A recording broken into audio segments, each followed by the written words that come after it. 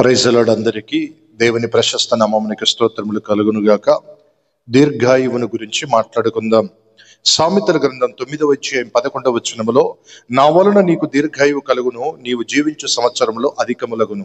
ఎవరి వలన ఒక మనిషికి దీర్ఘాయువు కలుగుతుంది అంటే అది దేవుని వలన మాత్రమే కలుగుతుందట దీర్ఘాయువు. కనుక నా వలన నీకు దీర్ఘాయువు కలుగును, నీవు జీవించు సంవత్సరములు అధికమవును. సామెతల గ్రంథం 9:11లో మాట్లాడుతున్నాడు. రెండవదిగా చూడండి,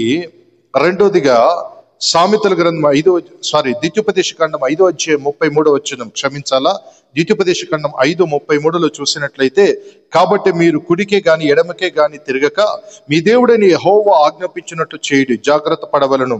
మీరు స్వాధీనపరచుకొనబోవు దేశములో మీరు జీవించుచు మేలు కలిగి దీర్ఘాయుష్వంతుడగునట్లు మీ దేవుడైన యెహోవా మీకు ఆజ్ఞాపించిన మార్గములన్నిట్లో నడుచుకునవలను. దేవుని మార్గములో నడుచుకుంటేనట మనకు దీర్ఘాయువు కలుగుతుంది. కనుక మనము దేవుని మార్గములో కుడికి గాని ఎడమకు గాని తిరగకుండా ఏం చేయాలా? దేవుని మార్గములో నడవటం ద్వారా మనకు దీర్ఘాయువు దేవుడు కలగజేస్తాడు. తర్వాత మూడవది చూడండి, సామెతల గ్రంథం 4వ అధ్యాయం 10వ వచనంలో చూస్తే, నా కుమారుడా, నీవు ఆలకించి నా మాటలను అంగీకరించిన ఎడల నీవు దీర్ఘాయుష్యవంతుడు వగదు. దేవుని మాటలను మనం ఆలకించాలి, అంగీకరించాలి. ఎవరైతే దేవుని మాటలు ఆలకిస్తారో అంటే వింటారో, ఓకేనా, దాన్ని అంగీకరించాలి అంటే మన జీవితంలో చేసి చూపించాలా, అలాగ నడవాలా. అప్పుడు ఏమైతుంది అనంటే, దేవుని మాట మనం వినటం వలన మనం దీర్ఘాయుష్యవంతులమగుతాము, అంటే ఎక్కువ సంవత్సరాలు మనం బ్రతుకుతాం. తర్వాత చివరిగా చూడండి ఇంకొక మాట, సామెతలు 10:27లో, యెహోవా యందు భయభక్తులు కలిగి ఉండుట దీర్ఘాయువునకు కారణము.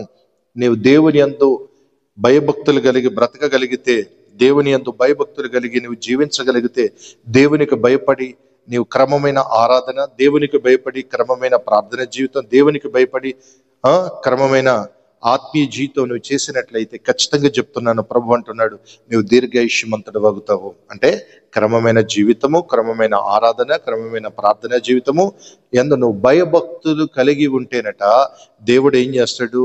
నీకు దీర్ఘాయుష్యవంతుడు చేస్తాడు. కనుక నీవు దీర్ఘాయుష్యవంతుడిగా మార్చబడాలి అని అంటే, నీకు దీర్ఘాయువు దేవుడు కలగచేయాలి అని అంటే, దేవుడే దీర్ఘాయువునకు మూలము గనక, మొదటి మాటగా దేవుడే దీర్ఘాయువునకు మూలము గనక నీవు దేవుని మాటకు లోబడి బ్రతకటము. రెండవది, దేవుణ్ణి నీవు మాటల ప్రకారం జీవించటము, ఆయన మార్గంలో నడవటము, ఆయన యందు భయభక్తులు కలిగి ఉండటం నువ్వు నేర్చుకున్నట్లయితే, దేవుడు ఇప్పుడే నీకు దీర్ఘాయువును కలుగచేయువాడు. కనుక ఈ వాక్యం వింటున్న దైవ జనాంగమా, ఆలోచించండి, ఆలకించండి.